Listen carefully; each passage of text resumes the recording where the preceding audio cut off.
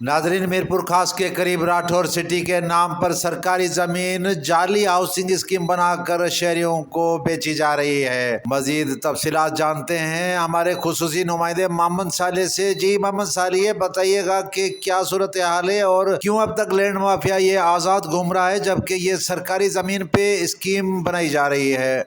जी, इस वक्त हम मौजूद है राठौर सिटी के सेंटर में। तो इसके लिए आपको हमारे साथ जो साईं हाजी अमान लसान है वो बताएगा इसके अंदर कौन कौन सा प्लाट है, क्या है। जी साईं अमान लसान साहब। जी, ऐसा है कि ये जो राठौड़ हाउसिंग स्कीम है, इसके अंदर टोटल इरादी 28 एकड़ 8.5 गुंठे ज़मीन है। उसमें से 2 सर्वे नंबर 506 और 507 ये भड्डे की सरकारी ज़मीन है, जो कि पाबंदी लगी हुई है इसके ऊपर। और सिंध गवर्नमेंट ने 2012 में एक ऑर्डिनेंस जारी करके उस पर रुकावट डाल दी थी कि ये ज़मीन जो है भड्डे की, वो ज़मीन जो पानी का गुजर हो वो किसी के इस्तेमाल में नहीं आ सकती है। और फिर हाई कोर्ट में इस तरह के फैसले किए और फिर डिप्टी कमिश्नर साहबान और डीसी साहबान ने भी इन पे पूरे सिंध में हम इम्प्लीमेंटेशन के लिए ऑर्डर्स निकाल दिए थे।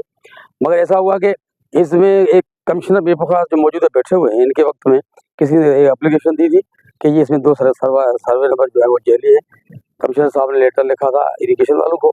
इरिगेशन वालों ने जाके सरजमीन पे वो ज़मीन देख करके और रिपोर्ट बना के कमिश्नर के हवाले की। कमिश्नर डीसी साहब को दी और डीसी साहब ने 30/4/2024 को एक लेटर लिख के तहसील हुसैन बख्श मरी के असिस्टेंट कमिश्नर को मना किया कि ये ज़मीन जो है जब तक फैसला हो, रिपोर्ट आए, तब तक आप इस पर कोई भी सिकनी वगैरह नहीं कर सकते। मगर उसके बावजूद उस वक्त के असिस्टेंट कमिश्नर ने जो है वो थोड़े दिनों के बाद इस पर झूठे सेल सर्टिफिकेट निकाले और वो सेल सर्टिफिकेट निकाल के लोगों को दोनों हाथों से लूटा जा रहा है, लूटा गया भी है और लूटा जा भी रहा है। अब ये है कि ये ज़मीन जो है 2 सर्वे नंबर जिसकी इरादी 4 एकड़ 5 गुंठे, और उसके अलावा उस वक्त के एग्जीक्यूटिव इंजीनियर ने अपनी रिपोर्ट में कहा कि इसमें वाटर कोर्स भी है, सरकारी आता है, उसकी ज़मीन भी है। तो 6 एकड़ के लगभग ज़मीन है वो इस कॉलोनी में शामिल है और वो गैर कानूनी सरकारी ज़मीन है, उसमें कॉलोनी में शामिल की गई है। इसको गवर्नमेंट की ज़मीन है, उसको वहाँ से वागुजार किया जाए और बाकी ज़मीन जो है नक्शा कैंसिल किया जाए और नए सिरे से नक्शा होना चाहिए। उसकी ज़मीन सरकारी हटा के बाकी जो बचती है वो कॉलोनी बननी चाहिए।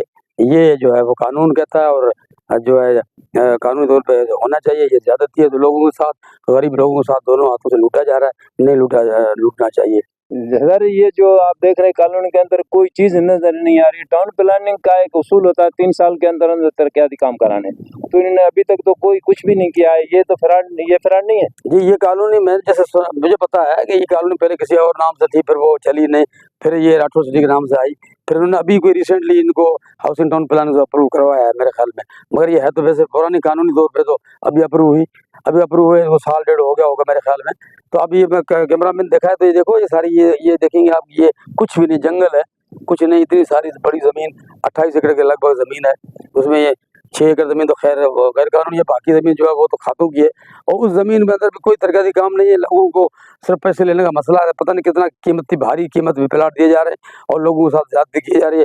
कई लोग इस पर आज भी कंप्लेंट कर रहे हैं कि हमें झूठे प्लाट दिए गए हैं और अब सरकारी ज़मीन है तो हम तो रुल गए, हमारे पैसे डूब गए।